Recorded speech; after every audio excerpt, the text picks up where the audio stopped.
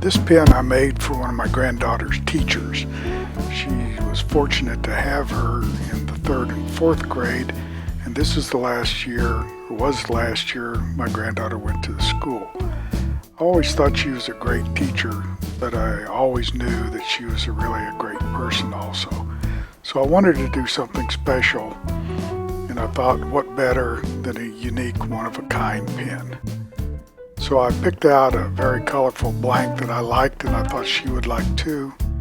And the pen is one of the new pens from Woodcraft, the Attraction. It's a magnetic top pen that kind of snaps together. There's no moving parts to it.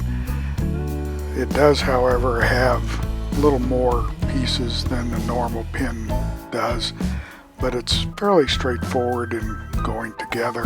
Everything presses together except for the one top for the bottom blank, and then the nib goes in.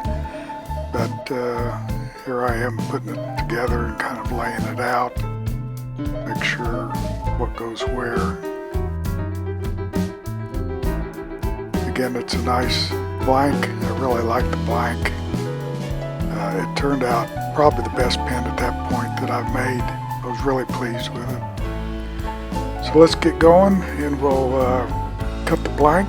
The nice thing about it is I should have enough if they come out, and hopefully they will come out with a pencil. I'll have enough of the original blank to make her a pencil out of it also for a matching set. So we mark it off and get it set to go to the saw to get it cut.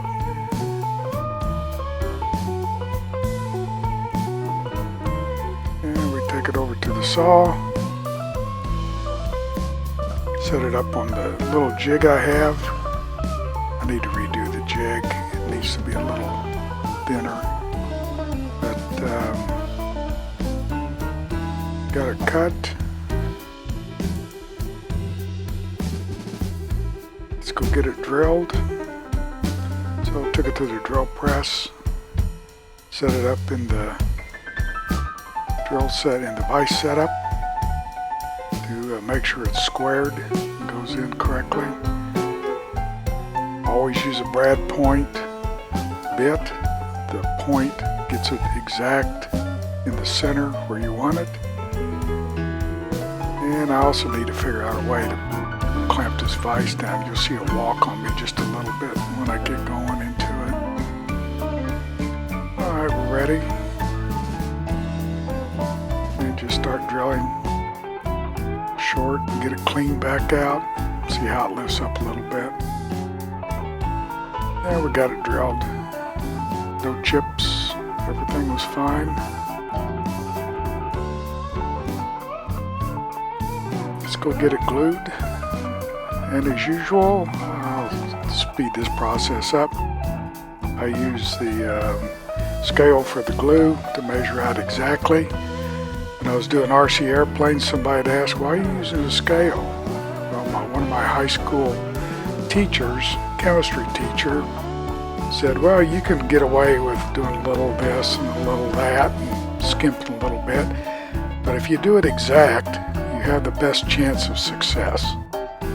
Not that you wouldn't be successful with fudging it a little bit, but if you never fudge, you've given yourself the best chance of success. So I've always glued, I've always weighed it when I do the gluing, and get a little alcohol on the rag to make sure nothing went into the tube. Set it up for it to dry. And you'll see the epoxy in the cup. It'll turn yellow as it hardens. It's a 5-minute epoxy, so you can not only go by the time, but you can go by what's actually happening in the cup and the popsicle stick. So as it turns yellow, it's going through the hardening process. And if you smack it around and can't pull the popsicle stick out of it, you're pretty well assured that what's in the tube and the blank is also set. So always leave it together no matter what I'm doing, just to ensure that what is supposed to happen is happening. Inspect what you expect. And smack it around a little bit. Yep, it's done. All right, let's go to the lathe. Now, for some reason, I was a half a frame off on this, but I still wanted to show how well this blank turned and how well it turned out. And it's also the first use on the carbide tool that I got. It's a square tip on the carbide. I had since also got a semi-radius on the carbide tool, but this one is making short work of the blank. You can see it is taking it down very smoothly, and you can also tell the color that's coming out on it just simply by turning it, let alone buffing and polishing. Did make a lot of plastic though. I wanted it a little bit larger in the middle than toward the ends to give it a little better shape. And I start sanding it. I think I started with 320, and then I went to 400, and then finished it off with 600. And in sanding, then I started with the micro mesh. Started out with 1500, and I'd put a little drop or two of denatured alcohol on the rag just to make sure that I got all the dust off of it and I wasn't sanding dust into it.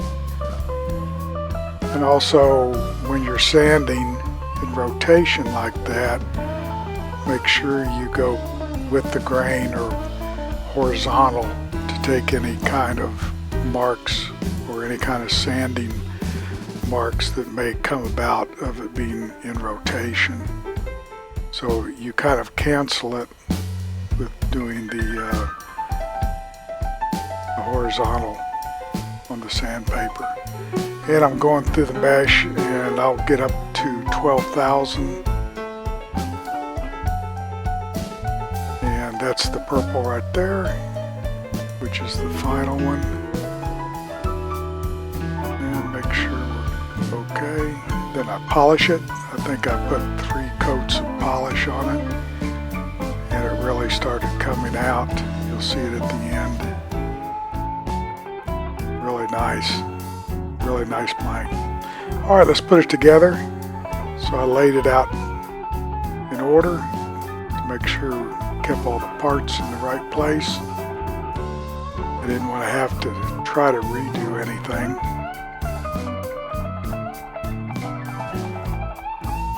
Make sure we had the right sleeves in the right place. There's 4 sleeves altogether that have to be pressed, and we have them in order. Then the nib screws into that bottom bushing that goes in, so we're good with that. So let's start pressing it together. Take the top and put the bushing in. Presses right in. Now, I'm not sure why I didn't go ahead and finish the rest of the top, but I went on to the main body. I think I was probably wanting to make sure that the main body of the pin went on properly. So, oh, that's right. Put the sleeve and the cap on. So there's a sleeve where the cap goes that retains the clip, and it presses together. I think this is where I don't know why I didn't go ahead and press it into the top, because that's basically the next step for the top. I think I put it for the last step. But I took the blank or the body of it and started putting the bushings in.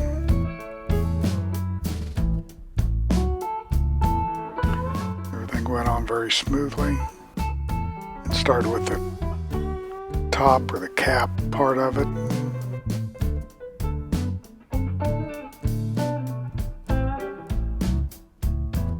Make sure you get everything aligned when using one of these presses. It goes straight in.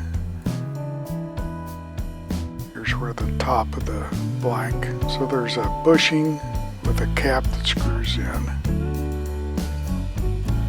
So put the bushing into the cap, press it in. Then the bushing will go into the main body,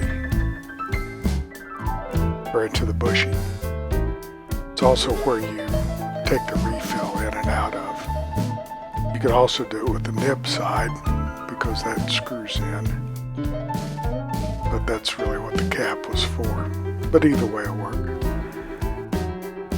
And the refill goes in. There's a little notch that goes in.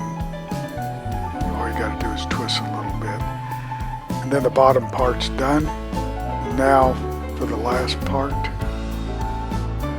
just press it in to the cap. Make sure you got it square. You hold that clip so it doesn't try to move sideways and scratch. But you line it up, it'll go right in. It's actually a fairly good kit to put together, but it's a little more parts. So, turned out very, very well. I was very pleased with it. I think she was very pleased with it. She used it all day, my granddaughter said. But at that point, it was probably the best pin that I've turned so far, and it's still one of the better pins that I've turned. I really like the blank, the color combination on it really pops.